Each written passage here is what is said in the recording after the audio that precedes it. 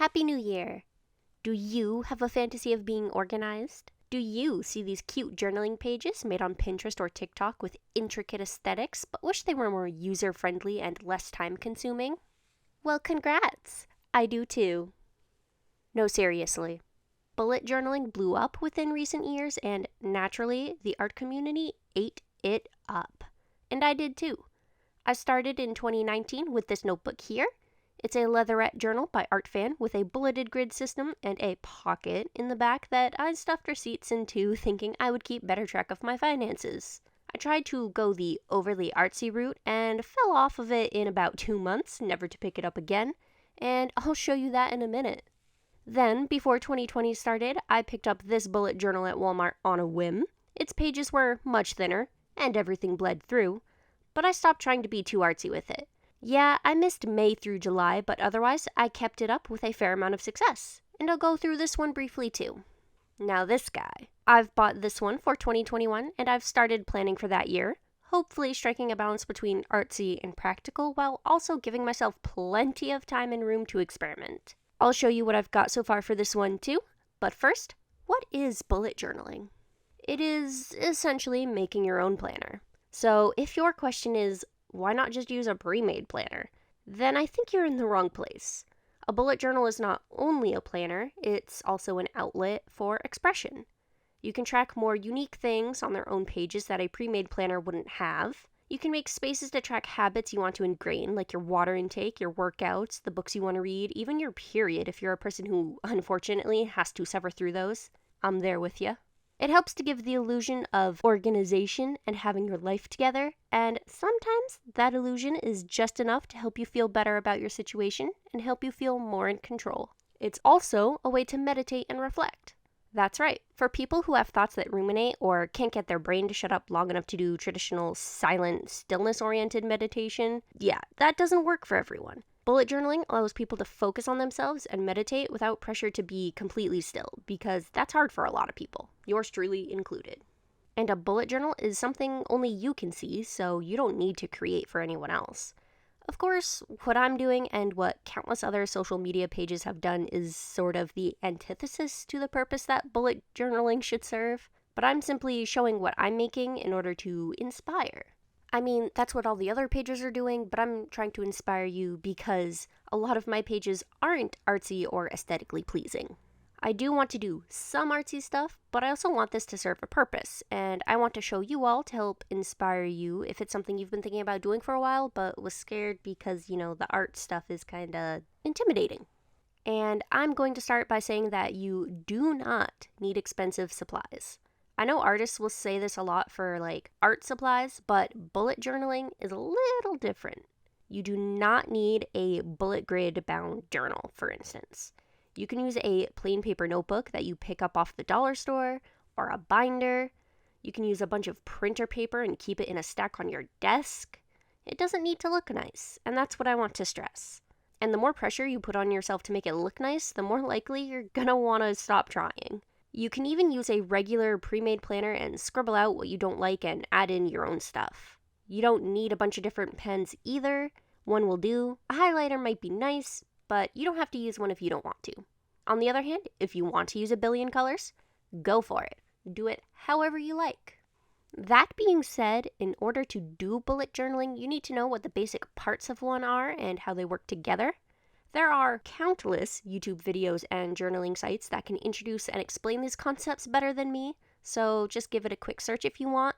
Also give a brief overview of how I see and use them, but I still encourage you to look at what ideas are out there.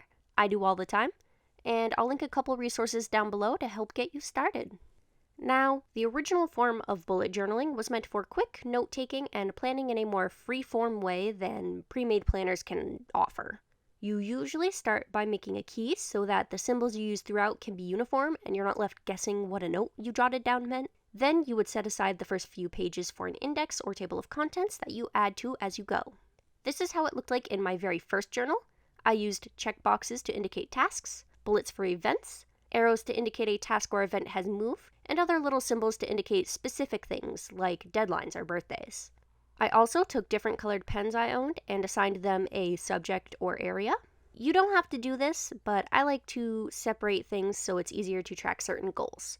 For example, I want to know when I've worked out or had any form of exercise, and it's easier to track those when they're a different color from the tasks I list that are related to, say, art. But again, you don't need to do this. This bullet journal was nice because it came with a pre-printed index as well as numbered pages. Not all bullet journals will have this, and you can easily make your own by drawing out the lines and numbering the pages yourself. Just know that this can be time-consuming and take that into account when you're starting. Or you can use a bunch of sticky notes and write on them and use that method as like little bookmarks to keep track of your stuff. Again, whatever works for you. A lot of explanations on what should go next will say you should create a future log that gives a brief overview of the next 6 months or so.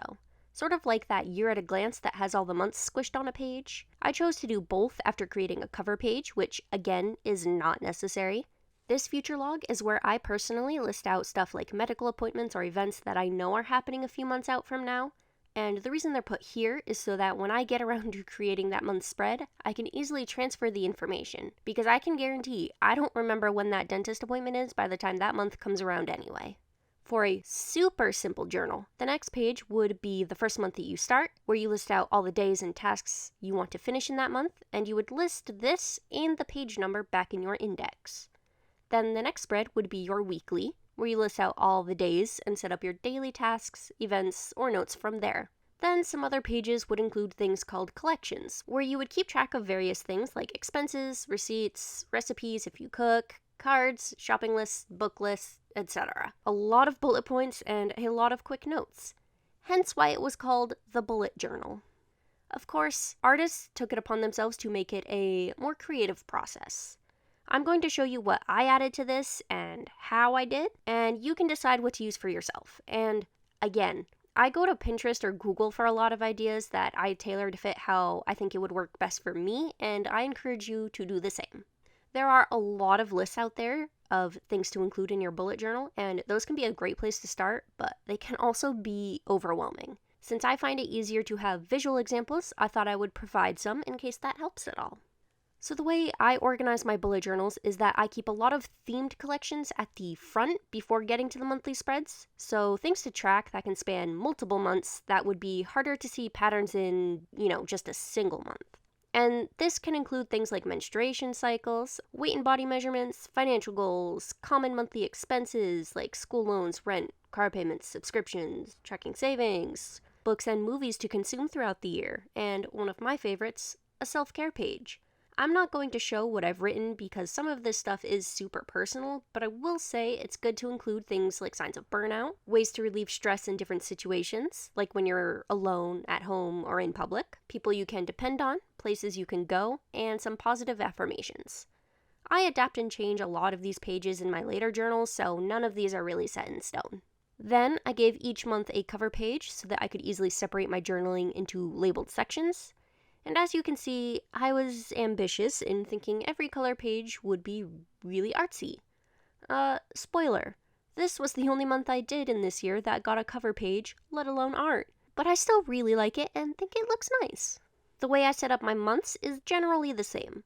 I start with a month spread, which includes a larger chart of the month so that I can write things in the days like events or deadlines. And the other side of the page I decided was where I would list the goals I had for the month, things coming up next month to keep an eye on, and a comprehensive habit tracker with things like morning and evening routines, workout, water, Duolingo. And yes, this page is in German. I have about 3 years of German under my belt and I still want to try and become fluent, so I thought putting some of my journal in German would help that. I think I do it in my next journal too, but in a more limited sense. I would then make a mood and sleep tracker because I'm not always aware of my mood and emotions, and this helps me try and make sense of myself and reflect on how I perceived my day. In this journal, I tried to keep track of all my spending, but I soon found that to be very, very tedious, so I stopped. I don't generally have a problem with saving money anyway. I'm not a big spender, and I can't be a spender when I don't have any money to spend. I also made a spread of a specific workout routine that I wanted to keep to, but in the end, I realized that this wasn't something I could keep up with at home because there's no space and there's always people around, and I don't have a gym near me, so that option's out. That being said, I still appreciate this page, and do use it as reference from time to time, even though I have a different method for my workout routine right now. I also tried to keep a creativity log, but I found this to be a little too stressful because if I didn't do something creative one day, it would be glaringly obvious and it would make me feel bad. So that stopped about as soon as it started. Finished with the tracking pages that are more specific to the month, I do the weekly spreads. These can look aesthetically different, and usually do, but they will contain more or less the same things that I want to see in a week. So each day of the week has its own section. There's a space for goals, notes, the next week, and habits. Some weeks I had more trackers in them, but over time I would drop them because they were a bit redundant and made filling the journal more tedious than it had to be. The end of the month was usually short, and the next page would be the cover page for the next month. I say would be because in this journal, I never got around to making it. In February, I cut back a lot on the trackers, but as you can tell, that didn't make a difference, and I fell off the bullet journal train mid-month. Even the weekly spreads were getting more simple so that I could try to keep up, but at this point, I was working a physically intense job and had little time to myself, so bullet journaling was just not feasible. The rest of this journal I use as a junk journal of sorts where I take notes on things or plan little projects out, so at least I'm not wasting it. Now, 2019's journal was a step further in the more practical direction. This one, even though it had thin pages and no page numbers, it did have a bullet template, which I somehow lost, and a key section on the inside cover. I made my own table of contents, and yes, I did number every single page. Only as far as I had planned out at the moment though, so I didn't do it all at the beginning and, take 7 hours to do it all. Then I made a simpler cover page for the full year, and it looks like a hopeful young kid oblivious to the monster creeping up behind them. Ah, simpler times. The glance, or year at a glance, was also simple and honestly kind of useless. I stuck a bunch of sticky notes on this page that lists a bunch of movies I wanted to watch again or for the first time, but otherwise, this just sort of sits here. The period tracker, also similar, but here was where I started to change things. I tracked my measurements and weight on the same page and kept a smaller version of the workout from the previous journal, but I didn't keep to it this time either, and you can tell where I stopped using the journal, but as you can see, it's still a significant step up from last year's attempt. Then I skipped to a goals page. This was lacking in the previous journal because, honestly, planning long-term goals is difficult for me. Still is, though I think I'm getting a little better. In this one, I named 3 areas I wanted to work on this year, so my schooling, art, and writing. And I never ended up applying for grad school, so yeah. But art goals were made. Were they the ones I wrote down? Not really, but I did do more art this year than I have in the past couple years, so it counts. For the month cover pages, I decided to keep the illustrations more simple, then the month spread, the habits, the mood and sleep trackers, and the weekly spreads. I keep to this for the full year, but I learned by the end of the year that tracking habits both in the week spreads and in the month spreads was tedious, and I often ended up forgetting one or the other. So for my new journal, I'll be getting rid of the habit tracker in the month spread altogether. I also experimented with different weekly spreads, at least through till March. Then I repeated them from the beginning again to help keep me from stressing out about the aesthetic too much. I also kept the color schemes simple, going in order of the rainbow for each month. Then the pandemic hit, and though I was already out of work, it affected me greatly. With nothing ahead of me, the journal fell into disuse, and I fell into a rut and was in a terrible mental space. So a lot of the weeks I had done ahead of time are empty, and even the month of my birthday went completely unmade. It's just blank pages. But then I picked it up again in August. Nothing really phenomenal happened to me then. If I'm being honest, I had my GRE test date coming up, so I needed to organize my study habits, which is why I turned back to my bullet journal. I even took a page to jot down some notes on what had happened since I fell off and then started filling everything in again. I also started recording my art, thinking seriously about creating videos, and trying to come up with a plan that could hold me together as it slowly started to seem like grad school really wasn't an option. And an important addition I've made to my bullet journal since I had extra pages at the end was a section for a review of the entire year. I listed out the months and bulleted the highlights or events that happened that month. Since I have a terrible memory, being able to look back in my bullet journal and recall what was going on was a good way to reflect on the journey I'd made. I also made an overview of the goals I made at the beginning and whether or not I made them, what I did to try and meet them, and the changes I wanted to make. Then, remembering from back when I worked as a mental health case manager, just as fun as it sounds, I introduced the 9 life areas and decided to try and fit goals into these categories. Because there's nothing that feels more productive and organized than having goals in categories. Jokes aside, I do want to explain these a little. The 9 life areas are spiritual, personal, health, romance, family, career/business/school, financial, fun/recreation, and social. Now, not everyone is going to place equal importance on any of these, and it's okay to have one completely empty. I also try not to hyper-focus on these and make my goals too lofty, because that's a whole other problem entirely. To explain in a little more detail, the spiritual area of life doesn't have to pertain to religion. It can pertain to mindfulness or meditation. A lot of people may choose to lump that in with personal, and that's fine.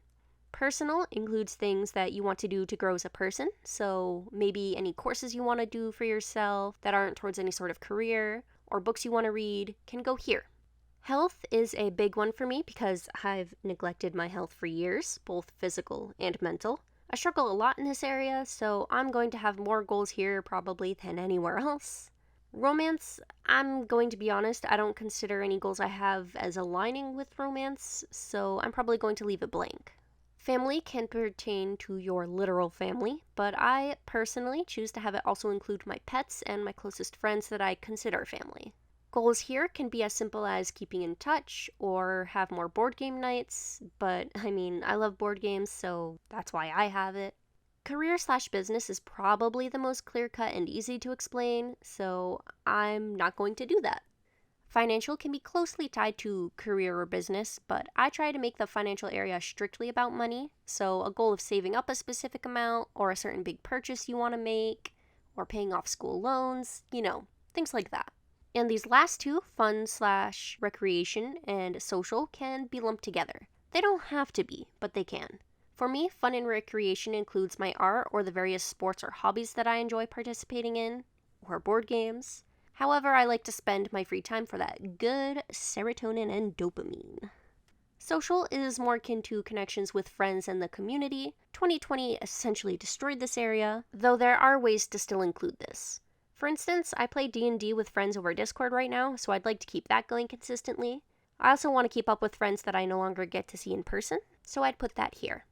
Having said all that, you don't need to have these in your journal if you choose to start journaling. You don't need to have lofty long-term goals or get too lost in the grander details and schemes. In fact, I think it's better to have more concrete and measurable goals so that you can actually check off when you complete them and feel good about it. I just personally like to have my life in compartments because my brain has this funny little trick it likes to do where it compiles everything together and stresses me out to the point I cannot function. It's just as fun as it sounds. Compartmentalizing like this helps me accomplish what I would like to do, and for other people, it might be too paralyzing. You know yourself better than anyone, so take what I say that works and leave the rest. Okay, having gone through all of that, it's time to start the tour of my brand new journal for the new year. I plan to do a video at the start of every month that actually shows me creating my pages and setting it up, but I thought a good, comprehensive look at bullet journaling was necessary to provide some background. And now, if you want to create one with me and work on it every month with me, you can. You can even copy verbatim if you want to.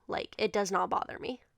So this journal is much bigger than the other two, and the pages are about as thick as the first one. I'll put the Amazon link for it down below if you want to check it out. It's by the company Vivid Scribbles, and it came in a nice, high-quality packaging and several different colors.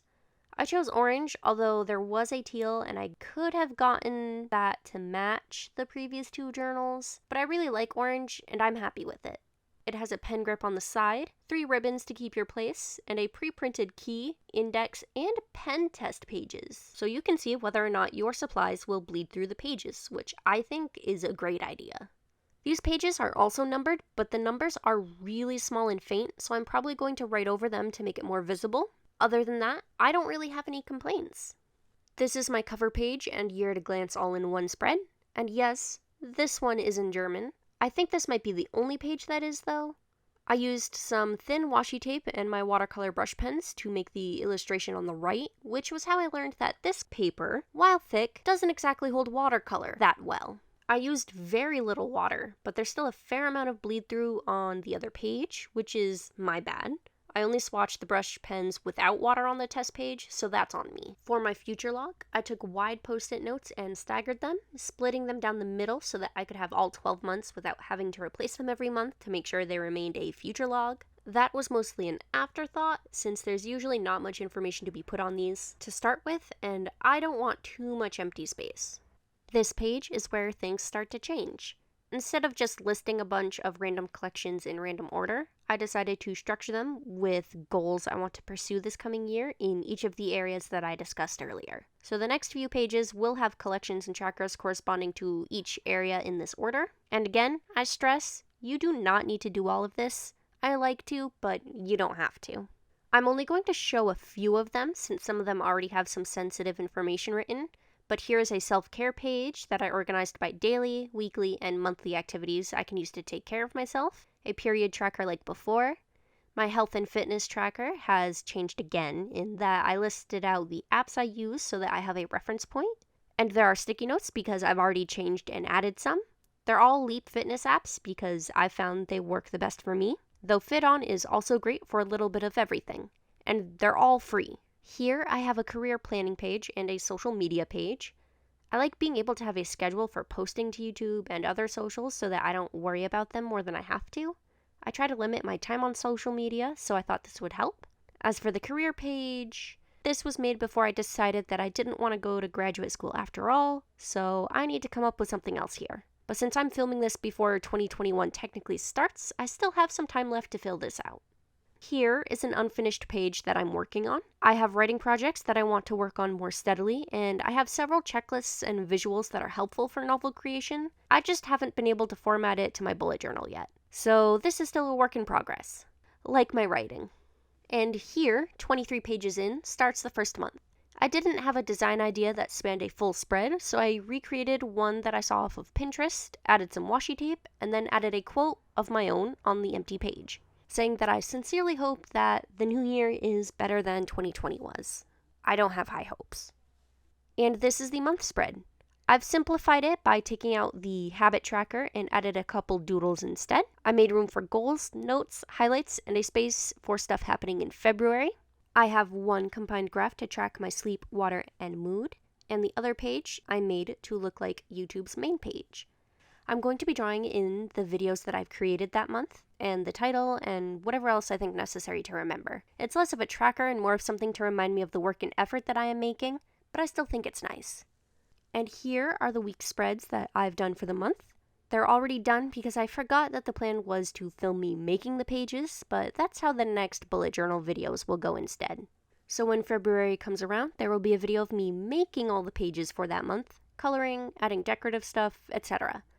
Because while a bullet journal doesn't have to be aesthetic, I'd like to make an effort to do so simply because I am showing it off. Anyway, this first week of the year is 10 days because I usually start my weeks on a Monday, and I didn't want an entire week spread to be only Friday, Saturday, and Sunday, so I combined them all together.